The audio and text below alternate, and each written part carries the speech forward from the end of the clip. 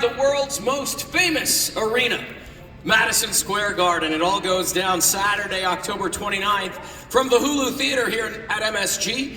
And when I say we have an undercard, we have an undercard.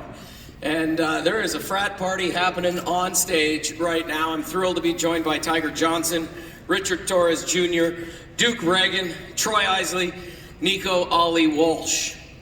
Like I said, frat party on stage right now. Gentlemen, thank you for taking time. We are in the world's most famous arena. I don't even know where to start. I'm looking around. There's more testosterone and energy on this stage than I think we've ever had. Nico, I want to start with you. This is an unbelievable group of young professional fighters. How have you guys all become close? Because every fight that Top Rank puts on now, I see you guys showing up ringside, supporting each other. It's an incredible dynamic that you don't see very often. Yeah, honestly, these guys, every single person on this stage has been cool from the very start of my pro career. So anytime they fight, I try my best to make it out to the fight. And we're super supportive of each other. And yeah, it's super cool to have that camaraderie. Richard, coming over to you, how have you embraced pro-life so far? You know, this is going to be your 5th fight now in 2022. All of you, 4 or 5 fights this year. How have you embraced the pro-life? Becoming a pro has been amazing. You know, I come from a town where there's more cows than people. And so to be able to be in a place where it's like Madison Square Garden, it's incredible. And to be able to have my team with me as well, you know, all these guys, the Olympians together, I mean, there's nothing like it. I think we just came up with a t-shirt right there. More cows than people to Larry, California. Tiger, what about you? How's pro-life been? Pro-life been real good. You know, I'm really excited to be on the card with my Olympic teammates. You know, of course, you know, with Nico, we had a real good camp. And, you know, we're going to put on a real good performance. And, you know, the fans going to get their money's worth. 100%. Your last fight, referee Mark Nelson had to step in and stop the fight. Is that what you look to do each time out? You know, make a big stoppage, big show like that? You know, I don't really look for the knockout, but, you know, I can't control my power sometimes, you know. So, you know, it is what it is. Power just comes out. Duke, I'm going to come down to you. He brought up the Olympics. Nico, you got to sit that one out because when I mentioned the Olympics, these 4 guys were all a part of the 2021 Olympic team. Duke, what was that experience like for you and transitioning from the Olympics now into pro? It's an honor, you know, to be able to fight on the card with my fellow Olympians. You know, the only time we ever fought together was on the USA team, so now to do it professionally and, you know, going up in the ranks together, it's a great feeling. Troy, I want to ask you, because there is another connection aside from the Olympics. A few of you up here are with Kay Karoma. You know, Coach Al as well, obviously. What's it been like having Coach Al and Kay in your corner so far? It's been great. 2 great coaches, 2 great minds. You know, they're helping me develop into a great fighter. I feel like every fight I make a huge improvement on, you know, what I need to make. And each fight just keep getting better and better. I'm going to go right back to Duke. Same thing, man. You've got Kay in your corner. What's it like having somebody like that beside you, mentor you every day in and out? It's an honor to have Coach K in my corner. You know, he's more like an uncle figure to me, so it's more than just boxing. I know to the fans and everybody else, it's like, oh, they're just like my coach. He's actually like an uncle. Like, outside of boxing, outside of me having fights, we actually communicate, we actually talk. He actually come to my city to come see me, stuff like that, you know, so it's definitely an honor. Yeah, it's way more than just having a trainer. It's almost a father figure there as well. Richard, I want to come to you. I just mentioned father figure. Your father's been your trainer. Is it possible to separate boxing, you know, or is it always when you look at your dad, you see your trainer? Do you have those moments where boxing gets set aside for a minute and it's just father-son? Yeah, my dad likes to say he wears many hats, and so it's whatever hat he's wearing at the time is who I think he is. He has a boss hat, he has a coach hat, and he has a dad hat. And so there are times when we're just sitting down, we'll just, you know, talk as a father-son. But I mean, that I feel like plays a role into the actual coach aspect too. You know, having a coach that's kind of an omniscient. You know, I'm a firm believer that you need someone that, if my dad tells me to drop my hands and quack like a duck, I'm gonna do it. You know, so I need someone like that in the ring, and having him there, I feel like is a cheat code. Dude, you got the one-liners today. It's outstanding. More cows than people, drop my hands, quack like a duck. This is great. Nico, you're with Kay as well, starting to find a rhythm there? Yes, no, being with Coach K is not just being with Coach K. It's obviously Coach Flick is with me as well, but it's being with all his fighters. So we just get along so well, and I think that's really important to have. It would really not be fun if you were with a trainer and you didn't get along with the fighters. So like we all get along with each other. We spend so much time together, and it's perfect. Obviously, since you stepped foot into the ring, your grandfather's presence is there. It's always discussed in the media. People bring it up. Are you starting to find a rhythm now where obviously that's always going to be with you, but are you starting to find your own identity and getting into the ring, not having as much pressure on you, knowing that your grandfather's name is mentioned time and time again? I think from the very start, I knew who I was. I think people are starting to give me my own name. So it's not about me finding my own name. It's about other people accepting the fact that I already know. I knew who I was from the start. I got into boxing. I know why I got into boxing. And it's just important to, pay homage to my grandfather, but I'm doing my own thing with this. 5 incredible young fighters sitting up here on stage, and all 5, the trajectory, the mission at hand is laid out in front of you. I'd be amiss if I didn't mention Brad Goodman and Bruce Trampler from Top Rank, who put together all of the matches to help you develop, learn, and grow. What's it been like to this point, and this is a question to all of you, being a part of the Top Rank family and having opportunities like this to sit literally center stage in the world's most famous arena and see your careers grow and move in the direction that I know all of you want them to go? We'll start down here, Tiger. Being with Top Rank was a huge honor. And it's always been a big dream to fight where, all the legends started here.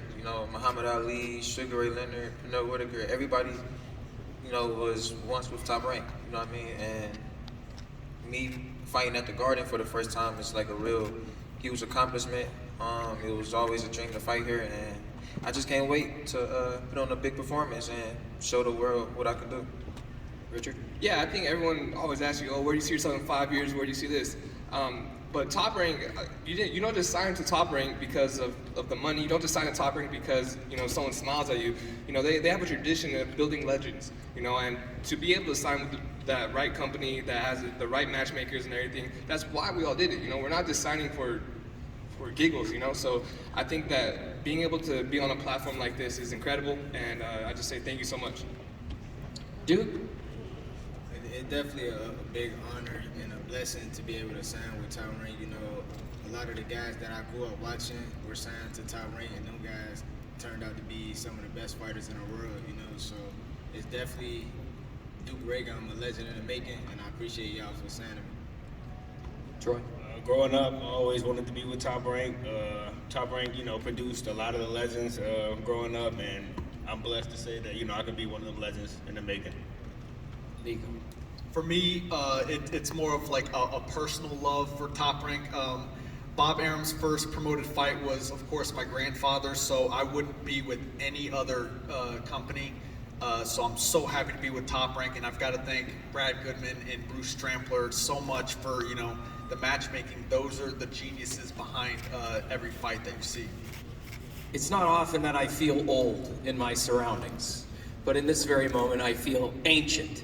And I want to discuss age for just a second, because we live in a time where social media plays such a big role in almost everything we do in all fields, not just sports, but in entertainment.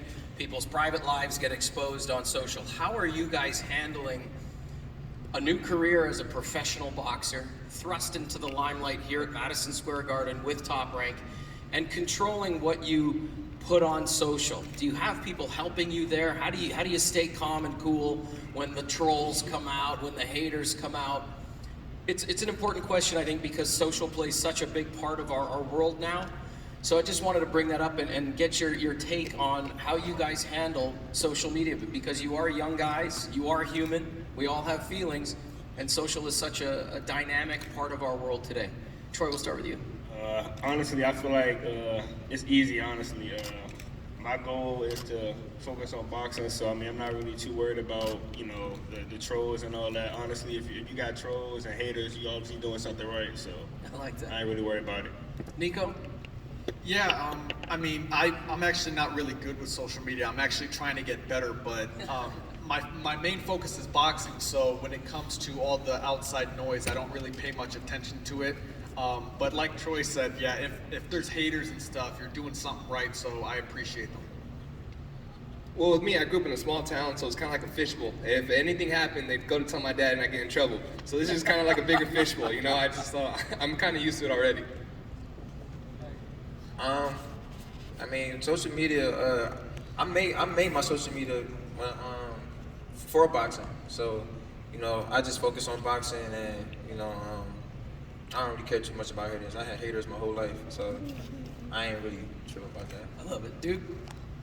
I'm one of those guys that, I'm comfortable in my own skin, so what anybody say about me or think about me, it won't bother me or it won't get to me.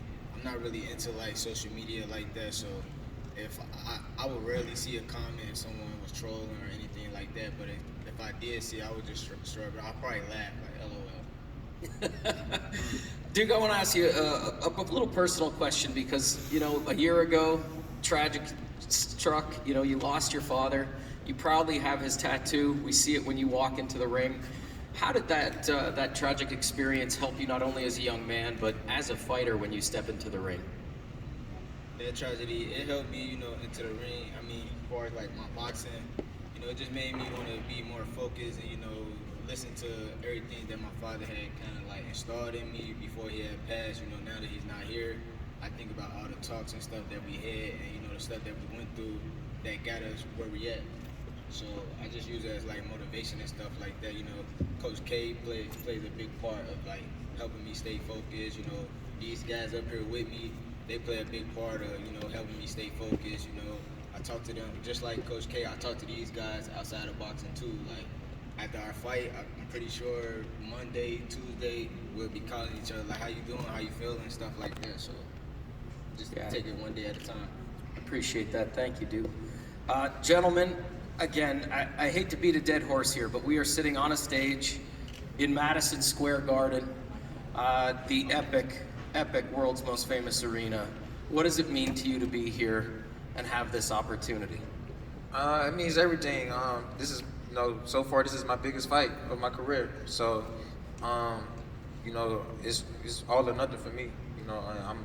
I put 110% into my training camp, and I can't wait to, show New York what I can do. I mean, this is a moment that you're gonna remember for the rest of your life. Being able to say I'm even at a press conference at Madison Square Garden is incredible to say. Man, we're here, and to have my team along with me and have everybody that's kind of followed the journey, it lets you know that the journey is going on the right course.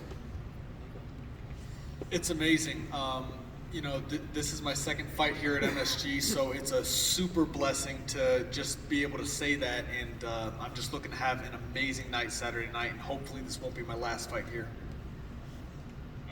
Last time I put on a great performance, and New York loved it, and I'm glad that they wanted me to come back, and it's an honor.